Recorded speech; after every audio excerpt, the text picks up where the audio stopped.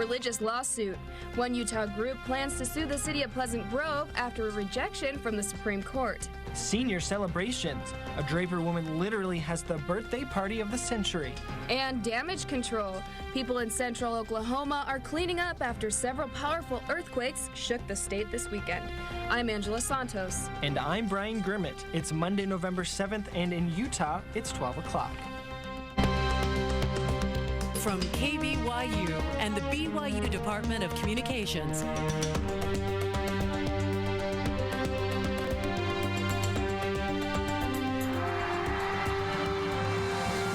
This is the award-winning 11 News at noon. The city of Pleasant Grove is going to court over a religious statue. The religious organization Summum wants to place a monument bearing the 7 aphorisms next to a 10 Commandments monument in the city's Pioneer Park.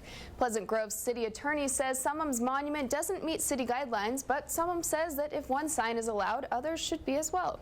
The U.S. Supreme Court has already rejected Summum's plans, but the lawsuit challenges state law. A TRAX train hit and killed a bicyclist in West Valley this morning. The crash happened at an intersection at 2800 South and Redwood Road. Police say they don't know what caused the crash, but the driver of the train will undergo drug and alcohol testing under UTA policy. This is the 5th fatality involving TRAX this year. Police say a Taylorsville man is dead and another is in jail after a fight that appears to be drug-related. They say 35-year-old Anthony Feely was found dead in his apartment with a gunshot wound to the chest. After a short chase, police arrested suspect Rodney Leety near the apartment. Police say they are still looking for 3 more persons of interest. Police are looking for suspects in what they say is a gang-related drive-by shooting in Midvale. The unknown gunman left one teenage boy in critical condition last night. Police are looking for a dark-colored or silver Oldsmobile Alero that witnesses saw leaving the scene near 80th South and Main Street. Voters in Springville are debating a $21 million bond for a new recreation center. If passed, the facility will replace the 30-year-old pool next to Springville High School. Some voters are concerned about the 1% sales tax intended to cover ongoing operation expenses, and the bond proposal will be on tomorrow's municipal election ballot. After serving 5 years in the state legislature, Representative Steven Sandstrom is looking to move to the national level. Sandstrom says he plans to run for the U.S. House of Representatives in 2012, but he says he's not planning on sticking around in his own district. And while he hasn't made an official announcement, he says he's eyeing either the 2nd or the 4th districts. The oldest living Utahn celebrated her 106th birthday. 11 News reporter Brianna Carr cut some cake and caught up with the birthday girl. In the year 1905, Theodore Roosevelt was president, the first movie theater opened in Pittsburgh, and Utah's own Virginia Lewis was born. Born in Draper, Utah in 1905, Virginia Lewis spent her 106th birthday in Cedar Hills with her friends and family. Virginia took care of herself completely up until just 1 year ago when she was moved into assisted living. But the new home definitely hasn't dimmed Virginia's vivacious personality. Party guests all joined in singing along to her favorite song of all time, Don't Fence Me In. The youngest of 9 children, Virginia is the last living in her immediate family. Even though she's had more birthday parties than most of her loved ones combined, to her, living this long is a mission best served teaching her family. And one day I asked her, I said, why do you think you're living so long? And she said, well, I think it's so that I can share my testimony as well as my heritage with my great-grandchildren. And I think, wow, that's a worthy cause to live for. So that's great. 1 year older and wiser too, Virginia Lewis had just one birthday wish to share. You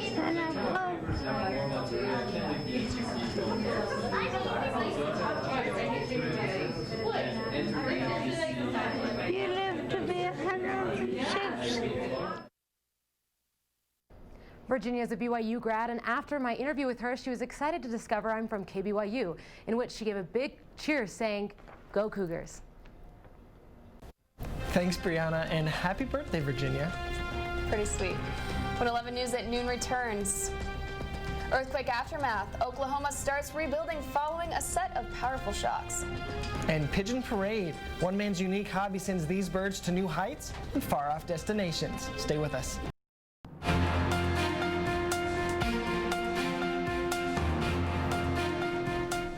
Two earthquakes rock Oklahoma. ExxonMobil reaches a compensation agreement for the Yellowstone River oil spill, and a high school student gets a surprise reunion at a football game. Here's your look at news from across the nation.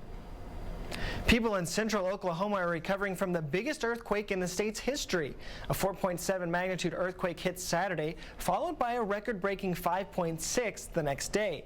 The tremors damaged several buildings, including St. Gregory's University, which had to cancel classes. So far, no injuries have been reported.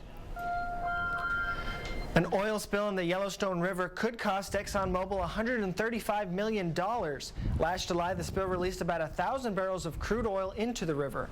ExxonMobil says it hired more than 1,000 employees to help clean up, and it has reached compensation agreements with almost all of the property owners affected by the spill. And it wasn't a homecoming game for one Texas high school, but it was a homecoming surprise for one ROTC student. Brittany Galindo was performing with the color guard at her high school football game when her father came on the field and gave her a big surprise. Sergeant Luis Cardenas has been in Iraq for the past year. It was an emotional reunion that seemed to touch everyone watching. And that's your look at news from across the nation. Angela? Thanks, Brian. Birds of a feather flock together, but did you know they sometimes race each other too?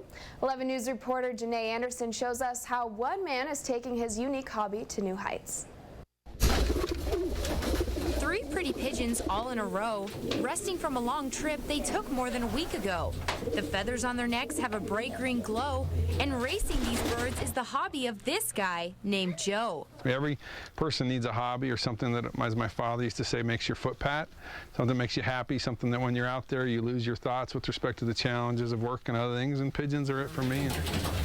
Ever since this Mapleton man stumbled across his father's pigeon racing memorabilia, he's been grooming, training, and even racing his own birds all over the world. On Friday night, we put all of our pigeons that we're racing in a basket, and they get taken from 100 to 600 miles. That's how far they race. They average about 50 miles an hour. Most people wouldn't be able to tell the difference between one pigeon and the next.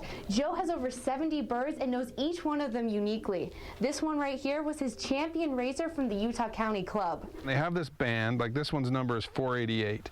It says 2008 488. That means he was born in 2008 and 488 is his number. And I know every bird's number. Joe keeps his feathery friends in this custom-made pigeon loft that sits right in his backyard, giving him and his family a bird's eye view of all the action. My wife's looking for me. She knows I'm out at my pigeon coop, and the kids will come out and, and help me and clean and feed. And while some may find this hobby silly or whack, Joe says he does it for the birds in his shack, who make it all worth it when they fly back. In Mapleton, Janae Anderson, 11 News. Joe says he competes in pigeon races here in Utah County and even sends some of his birds to Africa to race in a yearly competition. When 11 News at noon returns, volleyball victory. See what plays by the BYU women's team helped them score against the San Francisco Dons. Monkey business. These unique local artists show off their special talent on campus. And we had some November snow showers this weekend, but when can you expect them this week? Find out when your 11 weather returns.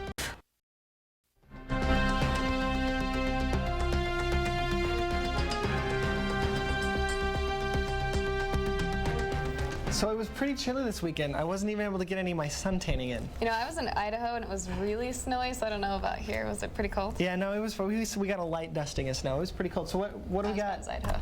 I know it was really freezing. I know it's finally time to wear your jacket and boots every day. For a while there, it was touch and go. It snowed here and there, not really every hour or anything like that. But I did go up into the mountains and there was snow there, a couple inches. So we're going to be seeing lots more snow here in the valley? Yes, just for today, but not for the rest of the week. So for now, we are good to go. Looking outside right now, it is a pretty gloomy day. We see a bunch of cloud coverages and just not really any sun shining, so Brian, you won't be able to get your sun tanning in for today at least, but tomorrow maybe. Currently outside it is 37 degrees with 75% humidity, so it is going to be colder and brisk this morning, and then as we head into the rest of the day, it is going to heat up to 42. So what you're feeling right now is probably what you're going to be feeling for the rest of the day. We're going to expect some snow showers, about 30% chance of that happening. And if it does snow, it's just going to be an inch or less. So nothing too much to worry about, and it's going to probably melt. And with that time change over the weekend, we are seeing our sunset coming in at 5:17 p.m. Looking across the country, we are looking at a storm over Utah over the last 24 hours that kind of took over and is affecting us for today. But for tomorrow, it is going to heat back up to nice temperatures. But for today, our Utah highs are a bit lower than usual in 40-degree weather, with Logan at 40, 42 in Provo, 41 in Price, and St. George usually hitting those nice 60s or 70s. They are seeing 52 degrees outside. So for their 5-day forecast, today it is going to be 50 degrees, and there is a 20% chance of rain, and then that rain is going to clear right up through the rest of the week, and then on Friday it is going to be partly cloudy, hitting up into 60 degrees for the day. So I think it will be a nice weekend.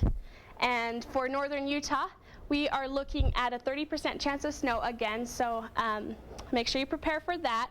And then Tuesday and Friday, we are expected to have cloud coverage, but Wednesday and Thursday will be fine. And then Thursday and Friday, we are going to hit back up into the 50s. And Friday is Veterans Day, so I think with that nice 50-degree weather, and it's just going to have cloud coverage, I think we'll be seeing some nice outdoor activities for sure. Not bad. Good. It sounds really good. I'm glad it's getting up in the 50s and not the 40s. Yeah. Thanks, Sarah. Well, Rachel, I didn't have anything to do without a BYU football game this weekend. Well, I didn't watch BYU, but I saw BSU, and they played really well. Yeah, what else was going on? Well, our men's basketball team did have a game against Dixie State, and the Cougars' last exhibition game against the Red Storm was a little bit too close for comfort.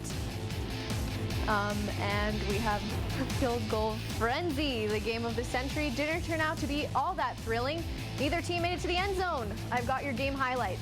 Sports is next. Stay tuned.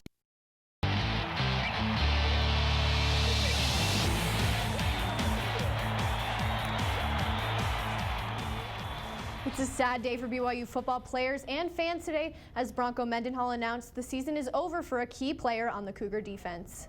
Jordan Pendleton suffered an injury in the TCU game, a new injury to his knee that is season-ending. And so he's seeing a specialist today, and it's been a tough weekend for him and myself as we're dealing with him having played his last football game at BYU. The BYU men's basketball team concluded its 2011 exhibition season with a close call game against Dixie State. Rogers gets the offense going with a steal and a big dunk for the Cougars. Junior Brock Zylstra brings out the big guns, nailing 2 3-pointers. He finished leading the Cougars with 23 points and sank all 9 attempts from the free throw line. Junior Brandon Davies helped BYU snag the lead for good with this two-handed putback dunk. He ended the night with 20 points. Steven Rogers put the game away with back-to-back threes with just under 2 minutes left, and with just under a minute left in the game, giving BYU a 96-85 win over Dixie State. The Cougars have a week off before they open the regular season in Logan against in-state rival Utah State on Friday, November 11th at 7 p.m. The women's basketball team had a much easier time taking down Dixie State. They defeated the Red Storm 91-54. Senior Danny Peterson and sophomore Stephanie Vermont led BYU with 15 points each. Kim Parker and freshman Lexi Eaton also put up 10 points each for the Lady Cougars. The women's basketball team will play its first official game of the season on Friday, November 11th against number 8 Duke in the Marriott Center at 7 p.m. Admission is free for all fans, so be sure to go. The BYU women's volleyball team pulled out a big win against the San Francisco Dons in a 4-set match at the Smith Fieldhouse. BYU claimed the W in the first 2 sets of the match, but the third set proved to be a little more challenging because the Dons took the set victory 25-19. Kill from Hampson ended the 4th set to give the Cougars the win over San Francisco. Heather Hanneman and Christy Carpenter achieved double-doubles, and Hanneman obtained a career-high 55 assists and 12 digs. But it was Jennifer Hampson who tallied the match-high 20 kills for the night. Next up for the Cougars, traveling to California on November 10th to face off with the Gales of St. Mary's at 8 p.m. Let the good times roll. Well, not this time. More than 100,000 fans, most of them dressed in crimson, stunned. In the bottom of the 4th, tied at 6, And Eric Reed snaps this one away from Michael Williams. We all thought he had that one. Alabama goes for field goal, and it's short. And that's Alabama's 4th missed field goal. And just a few minutes later, LSU kicks a 25-yard field goal to give the Tigers a 9-6 victory over the Crimson Tide.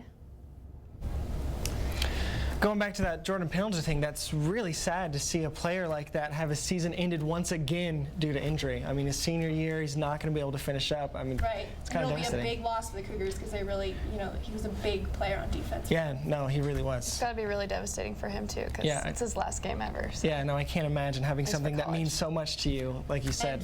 And so abruptly. Yeah, it's tough. Totally unexpected. Still to come on 11 News at noon, Primitive Painters. This art show has works on display that is making local artists go bananas. We'll be right back. Hope.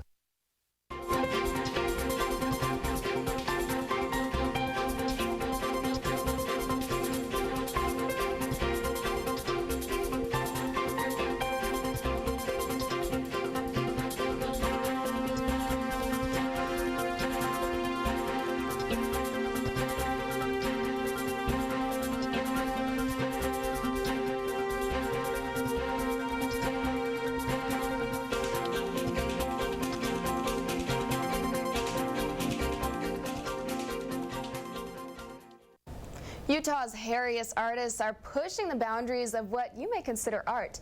11 News reporter Lydia DeFranchi shows us the primate masterminds behind the show and their unconventional methods. This isn't your typical art show. Sure, there's fancy music, a good spread, and connoisseurs. The colors work for me, and the colors go with the theme of my home, so. But the stars of the show are absent because, well, they weren't allowed out of their habitat. Meet Eve, Eli, and Akara, Hogle Zoo's orangutans and budding artists. These guys have been giving them paint for years as part of their enrichment program. And these talented apes are now teaming up with human artists to make their mark on the art world. You mix up the colors and you hand them the brush and you're holding up the palette, and so it's really hands-on. You're right there staring them in the eye, and I got to hold their hand in my hand. They keep a pretty close eye on the orangutans here, and when the artists were allowed to visit with them, they had to make sure they wore protective gloves and put on a surgical mask like this one so that they didn't spread any of their human germs.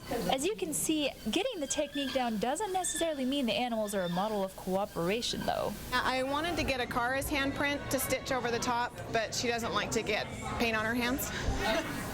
So that shot that idea. Or that they have the same use for paint as we do. That's the big male. His name's Eli.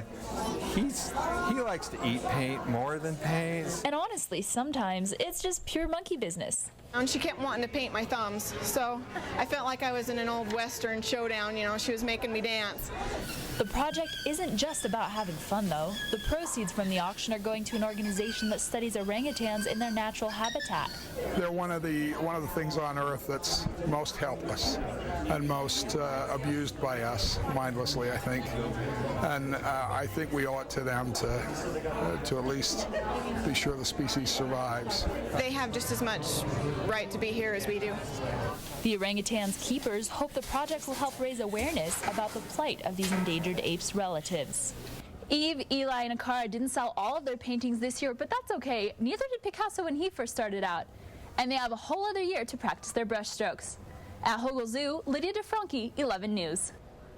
That's pretty cute. Lydia told me that the most expensive painting went for $2,000, so that's kind of... $2,000? I think I found myself a new hobby. I'm gonna go out, get some. She said that the painting that actually sold for that much was done with tennis balls thrown up against canvas. So I think I'm gonna go outside in my backyard, get some tennis balls, throw them at a canvas, and say that orangutan did it. Maybe I could definitely use $2,000. So I don't know. I don't have any pets. Do any of you have any pets so you could maybe get some stuff? That's okay. The closest thing would be a kid, but I don't have one of those that's either. your 11 News at noon for Monday, November 7th. You can join us anytime on our website, 11news.byu.edu. Thanks for watching and have a great afternoon.